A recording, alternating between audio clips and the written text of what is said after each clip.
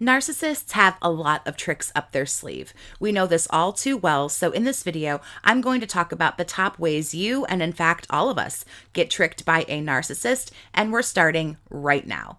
Number 1, the way that you see them. The narcissist needs you and indeed the rest of the world to view them in a way that, of course, strokes their very fragile ego. This person is hyper-driven to maintain whatever image it is they want everyone to have of them. The image that a narcissist usually wants to project is one of niceness, kindness. They want to show that they're very compassionate, caring, things like that. Some, on the other hand, want to look very superior, powerful, successful, but whatever it is, the way that we see this person is what really starts the whole ball rolling. And usually, as far as relationships are concerned, this starts in the love bombing phase, which is the first phase of the cycle of abuse, where the narcissist uses a technique that's called mirroring, in which they show interest in things you like, a disdain for things that you hate, and they try to act like the kind of person that you are. A lot of times, narcissists get accused of doing things like copycatting, and that's because they're just mirroring back, what you're giving them. And so naturally, as the good person that you are, this makes us believe this narcissistic person, is just like us, which is a positive thing for them, not so much so for us. But seeing the narcissist for what we believe them to be is really just the start, because we aren't seeing, of course, who they really are. Future faking also happens in love bombing, and it's yet more tricks where they, make you false promises about kids or marriage or living together, or maybe they tell you that they'll buy you something expensive or take you on some beautiful trip somewhere exotic, what have you. All rubbish that never happens. If it does happen, it's an even bigger disaster, but most of the time it doesn't. It just kind of keeps you hanging on. And again, another trick, as it makes you see them as somebody who is really stable and really committed, and they are just in this relationship for the long haul. Love bombing, mirroring, future faking, the drive that they have to be seen a certain way by everybody is really just the tip of the iceberg on how you're tricked by a narcissist. Number 2, the lies that they tell. Narcissists will lie about ridiculous things to maintain whatever image it is they want to keep, which we just talked about. You might be told crazy stories that have never happened. You might be told things like that they're, very, very rich and powerful, or they're extremely well educated. They went to like Harvard or some shit. They have a very important job. And some narcissists will even use words or phrases, and they'll actually use them incorrectly, but they just like to use big words or something that makes them seem smarter than they really are. In hindsight, we look back a lot of times and wonder how they could tell such a lie knowing that it isn't true. It's not true even in the slightest sometimes. It seems the lie just kind of spills out. And even if it's going to come back and bite them in the ass later, they really just keep rolling with it just without batting an eye. And you start to question what's real and what isn't. Speaking of questions, if you have questions about a narcissistic relationship that you're dealing with, you can email me at BookAChatWithJess@gmail.com for one-on-one phone chats and coaching.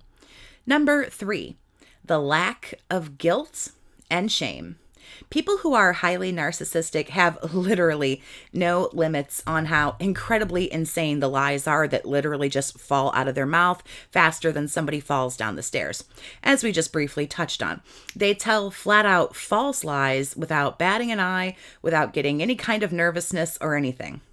The interesting thing is that they're not nervous about lying. They're in fact quite calm about it. They don't spend any time worrying about their body language, or if their voice will crack or get higher or get lower, or if they'll shuffle about. They don't look at the floor so that they're lying. They don't look at the ceiling where they don't know the truth. They'll look right into your face. And it's just like a lie doesn't even stress them out, because it doesn't.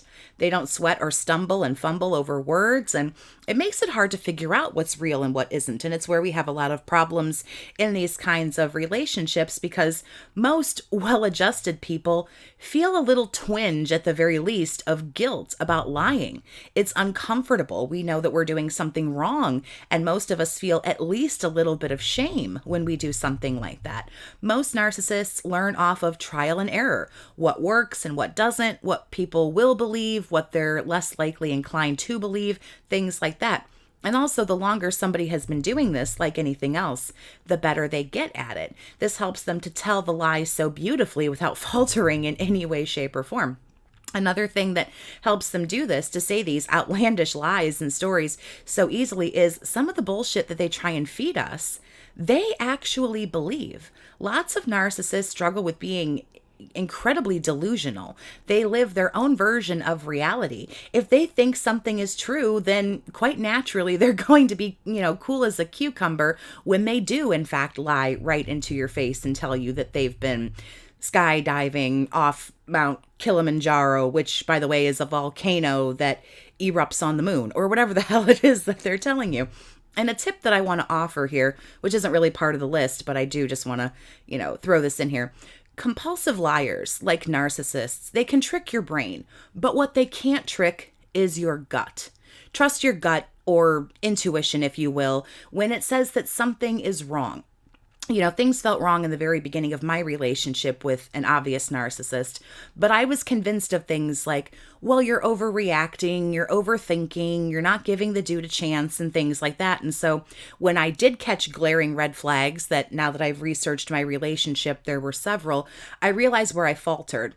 Had I paid closer attention, to my intuition, things would have gone differently. But I pay now very close attention to my intuition post-narcissistic abuse. And I can honestly say that when your intuition speaks up, or your gut something says something is wrong here, we really have to pay attention when our body tells us that. We have a built-in defense system against bullshit and things of that nature. And we really need to start taking things more seriously. But let's get back on track here. Once a narcissist is caught in a lie, sometimes it's just flat out humorous when they're just totally busted red-handed. They actually keep lying. They keep going after what they want, defending their innocence, or, what have you, even again when completely busted.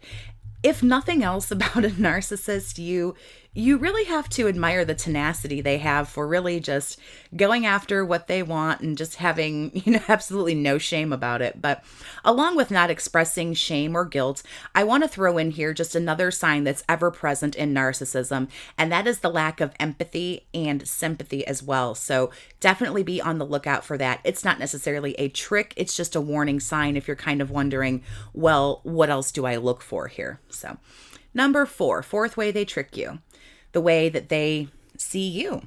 The narcissist, the way they see you can also affect how you get tricked, because if you do something, for example, like you raise too many issues, something's always a problem, you'll probably be dismissed, you'll be called crazy, you don't know what you're talking about, which is gaslighting. Gaslighting is something that we're all victims of. If you have been gaslighted, chances are it's by a narcissist or somebody who's highly narcissistic. If you don't defend them or stand up for them, then you're some kind of hater. You're someone who's jealous. You're devalued if you don't just jump on board with everything they have to say. There can be statements that they utter like, well, are you with me or are you against me? You'll find a narcissist, they have these extremist ways of thinking. There's no in between. You're either completely on their team or you're totally on the other side. Everything can turn very, very quickly. And if you're not on their side, they quickly turn on you. If you ask too many questions, you're trouble to a narcissist, annoying and potentially dangerous. They can discard you, go silent for a while. A narcissist kind of wants a victim to be smart, but not too smart. Not smart enough to actually get one over on the narcissist. There's kind of a fine line there. So things like if you try and stand up for yourself, all of a sudden you're controlling. If they upset you and they can see visibly they've upset you, this is when you're torn down, you're told you're too sensitive or too emotional, you cry too much, you get too upset. The whole point here is something is probably always spun back around onto you, and it really shapes and forms the way the narcissist treats you. We're all going to be love bombed and devalued and essentially discarded, but this is how the narcissist sees us. Not to mention we're nothing more than a list of goods and services that's better seen, not heard. But the way that they view us totally affects our treatment. If we're half smart, we honestly don't get messed with as much as if we're just a complete doormat who doesn't question anything and we're very naive. Usually younger people in their teens, early 20s are much more easily taken advantage of than those in their 30s, 40s, 50s, and so on. And they take notice of this. Some of them, specifically target younger people because they're naive. They don't have as much experience. They won't question things, stuff like that. Number 5, they fake like a lot. Narcissists fake a lot of things that actually aren't easy to fake, like feelings and emotions, and it's all done to get a reaction out of you. 95% of the shit a narcissist does is to get a reaction out of you. That's what a narcissist is after in the end. You have to have some kind of reaction to whatever it is they say or do to you. This is why we have to do things like the gray rock method or gray rock technique, however you want to say it, where you learn how to stop giving a narcissist the reaction that they're looking for. And that ultimately cuts off their supply. They starve essentially for supply and they leave you alone. If you're in contact with someone who seems to not be able to emote correctly, or when they do, it seems strange. They cry at weird times, or they say they're crying, but there's no tears, or, something like that. Something is weird. Something is off there. It's obviously a person who doesn't emote correctly. They don't get sad. There might be an issue with maybe being a sociopath, stuff like that. This video talks a lot about lying, and that makes sense because it's the easiest and most common way, that we're tricked by a narcissist. So if you want more information on narcissists and the dirty lies they tell, you're definitely going to want to click on this video here about the top lies that narcissists tell. And make sure you subscribe for more videos about narcissism. Have a great day, survivor, and take care of yourself.